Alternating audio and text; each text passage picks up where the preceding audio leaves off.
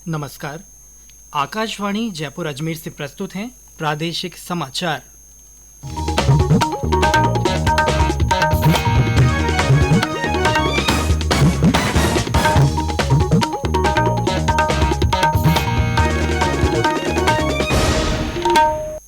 मुख्य समाचार। प्रधानमंत्री नरेंद्र मोदी ने नए संसद भवन का किया लोकार्पण। कहा, नया भवन आत्मनिर्भर भारत और 140 करोड़ भारतीयों की आकांक्षाओं को दर्शाता है। मन की बात कार्यक्रम के 101वें संस्करण में प्रधानमंत्री ने युवाओं के बीच एक भारत श्रेष्ठ भारत की भावना को सशक्त करने में युवा संगम के अनूठे प्रयासों की सराहना की। नए पश्चिमी विक्षोभ के सक्रिय होने से राज्य में कई स्थानों पर आज भी अंधड़ बारिश का दौर जारी रहा। मौसम विभाग ने अगले 3-4 दिन तेज अंधड़ और बारिश का पूर्वानुमान जताया। और मुख्यमंत्री अशोक गहलोत ने नागौर जिले में 153 करोड़ रुपए से अधिक के विकास कार्यों का लोकार्पण और शिलान्यास किया।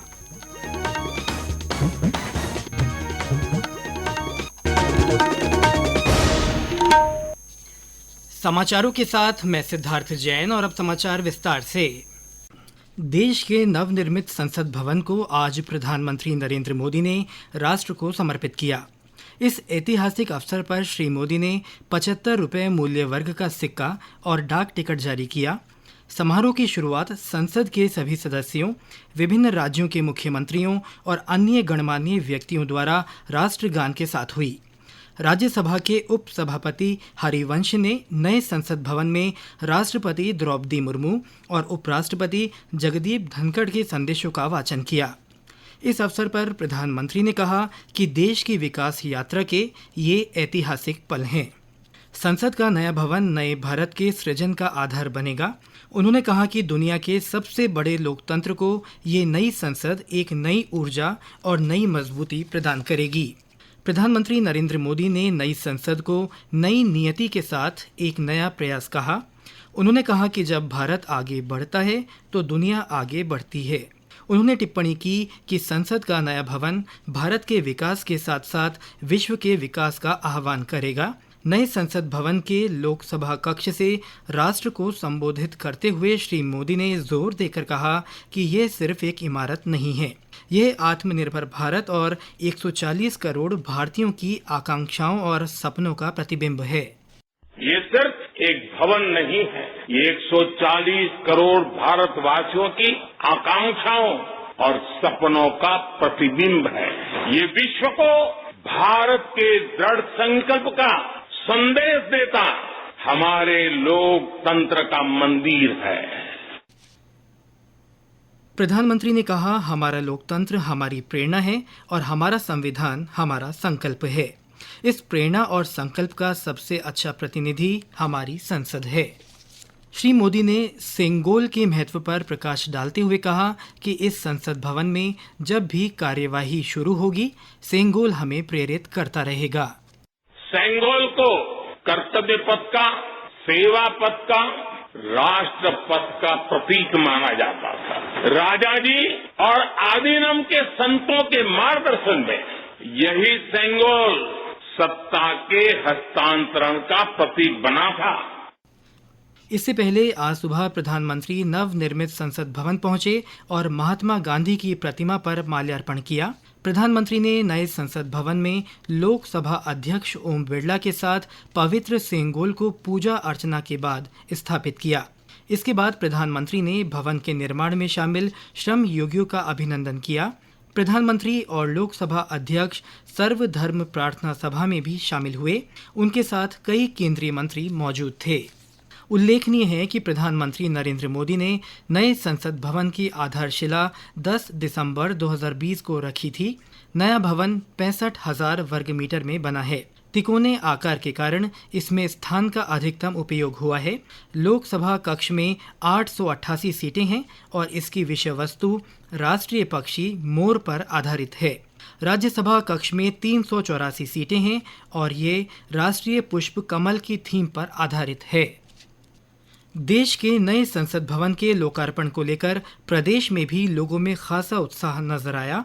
भवन के लोकार्पण समारोह के प्रसारण को कोटा में भाजपा कार्यकर्ताओं और आम लोगों ने देखा। इस मौके पर लोगों ने एक दूसरे को मिठाइयां खिलाकर शुभकामनाएं दी।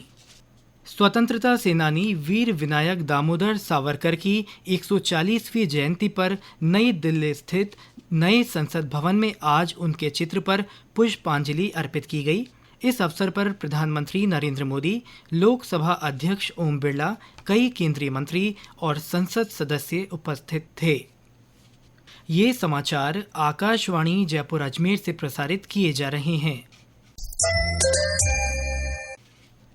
प्रधानमंत्री नरेंद्र मोदी ने युवाओं में एक भारत श्रेष्ठ भारत की भावना को ताकत देने के लिए युवा संगम के अनूठे प्रयासों की सराहना की है। आकाशवाणी से आज मन की बात कार्यक्रम में उन्होंने कहा कि देश की एकता और विविधता को ध्यान में रखते हुए शिक्षा मंत्रालय ने इसकी पहल की है। उन्होंने कहा कि युवा संगम का उद्देश्य लोगों के बीच संपर्क को बढ़ावा देने और देश के युवाओं को एक दूसरे के साथ परस्पर घुलने मिलने का अवसर प्रदान करना है।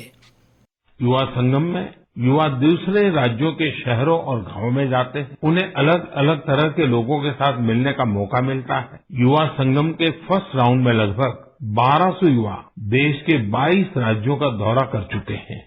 जो भी युवा इसका हिस्सा बने हैं वे अपने साथ ऐसी यादें लेकर वापस लौट रहे हैं जो जीवन भर उनके हृदय में बसी रहेगी। प्रधानमंत्री ने जल संरक्षण की आवश्यकता पर जोर दिया और इस दिशा में किए जा रहे प्रयासों की चर्चा की। उन्होंने कहा कि जल के बिना व्यक्ति और देश के प्रयास फलीभूत नहीं हो सकते। हम सब ने एक कहावत कई बार सुनी होगी, बिन पानी सब सून। बिना पानी जीवन पर संकट तो रहता ही है, व्यक्ति और देश का विकास भी ठप पड़ जाता है। भविष्य की इसी चुनौती को देखते हुए आज देश के हर जिले में 75 अमृत सरोवरों का निर्माण किया जा रहा है। आपको जानकर अच्छा लगेगा कि अब तक 50,000 से ज्यादा अमृत सरोवरों का निर्माण भी हो चुका है। प्रधानमंत्री ने अपने संबोधन में कुंभी कागज नामक स्टार्टअप की भी चर्चा की, जो जल कुंभी से कागज तैयार कर रहा है। उन्होंने कहा कि जल कुंभी को पहले जल स्रोतों के लिए एक समस्या समझा जाता था, लेकिन अब उसी से कागज बनने लगा है। प्रधानमंत्री ने कहा कि आज स्वतंत्रता सेनानी वीर सावरकर की जयंती है। उनके त्याग, साहस और संकल्प शक्ति की गाथाएं आज हर किसी के लिए प्रेरणा का स्रोत है। श्री मोदी ने कहा कि 4 जून को संत कबीर दास की जयंती मनाई जाएगी। उन्होंने कहा कि कबीर का दिखाया मार्ग आज भी उतना ही प्रासंगिक है।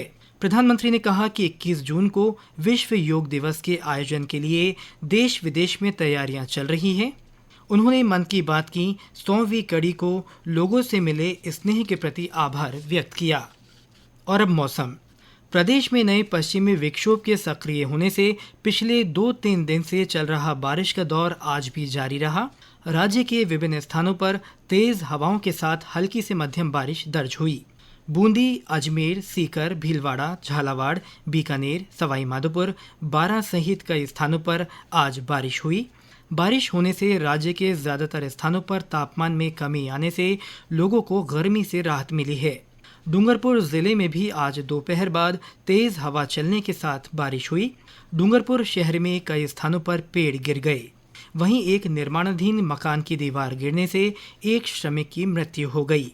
जिले में कुछ स्थानों पर ओले भी गिरे। तेज अंधड़ के कारण झुंझुनू के गुड़ा गौड़जी में कल टीन शेड गिरने से एक व्यक्ति की मौत हो गई। जोधपुर में तेज अंधड़ के साथ बारिश हुई और कई स्थानों पर पेड़ और बिजली के खंभे गिर गए। वहीं नागौर में भी अंधड़ से कई स्थानों पर पेड़ गिर गए और एक मोबाइल टावर गिरने से मकान क्षतिग्रस्त हो गया। मौसम विभाग ने रेड अलर्ट जारी करते हुए आज नागौर, पाली, अजमेर और आसपास के क्षेत्रों में कहीं कहीं तेज मेघ गर्जन के साथ तेज वर्षा की चेतावनी दी है। वहीं विभाग ने 70 से 80 किलोमीटर प्रति घंटे की रफ्तार से हवाएं चलने का भी पूर्वानुमान व्यक्त किया है। मौसम केंद्र जयपुर ने आज बीकानेर संभाग में कहीं कहीं बारिश होने की संभावना जताई है। पश्चिमी राजस्थान के जोधपुर और बीकानेर संभाग के अधिकांश भागों में अगले 2-3 दिन तेज अंधड़ के साथ बारिश होने के आसार हैं। वहीं पूर्वी राजस्थान के जिलों में आज और कल भारी बारिश की संभावना है। विभाग ने अगले 3 दिन तक उदयपुर, अजमेर, जयपुर, भरतपुर और कोटा संभाग के अधिकांश क्षेत्रों में तेज अंधड़ के साथ बारिश होने का पूर्वानुमान व्यक्त किया है। मौसम केंद्र जयपुर ने बारिश और अंधड़ की स्थिति में आमजन से सुरक्षित स्थानों पर शरण लेने का परामर्श दिया है। मुख्यमंत्री अशोक गहलोत आज नागौर जिले के दौरे पर रहे। श्री गहलोत ने मौलासर में महंगाई राहत कैंप का अवलोकन किया। उन्होंने नागौर में 153 करोड़ रुपए से अधिक के 31 कार्यों का लोकार्पण और शिलान्यास भी किया। इस मौके पर आयोजित किसान सम्मेलन को संबोधित करते हुए मुख्यमंत्री ने जिले के छोटी खाटू कस्बे में महाविद्यालय खोलने की घोषणा भी की। श्री गहलोत ने अपने संबोधन में कहा कि नागौर के डीडवाना, कुचामन सहित 19 नए जिले बनाने की घोषणा से प्रदेश में खुशी की लहर है। उन्होंने कहा कि इससे प्रशासनिक विकेंद्रीकरण होगा और प्रशासनिक इकाइयां बढ़ने से जटिलताएं कम होंगी। आकाशवाणी समाचार जयपुर की ओर से श्रोताओं में मोटा अनाज के प्रति जागरूकता के लिए संदेश श्रृंखला चलाई जा रही है। इसमें श्रोता संदेश भेजकर बता सकते हैं कि वे अपने भोजन में मोटा अनाज किस तरह काम में लेते हैं। श्रोता अपने संदेश व्हाट्सएप नंबर 9414052368 पर भेज सकते हैं। आज सुनिए बाड़मेर से हमारे श्रोता का संदेश।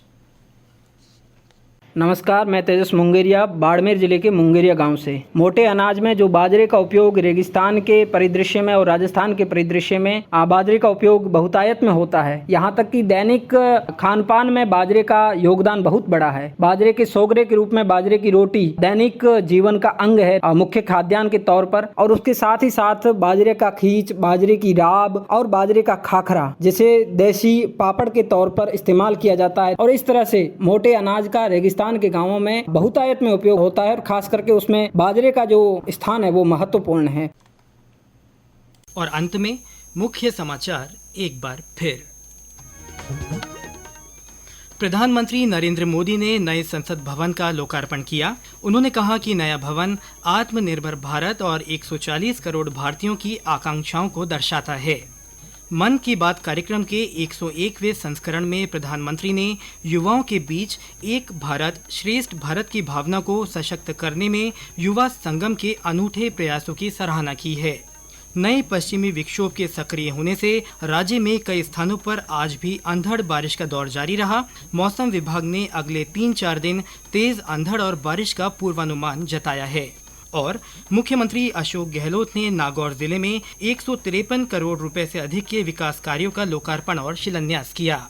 इसके साथ ही प्रादेशिक समाचार बुलेटिन समाप्त हुआ। नमस्कार।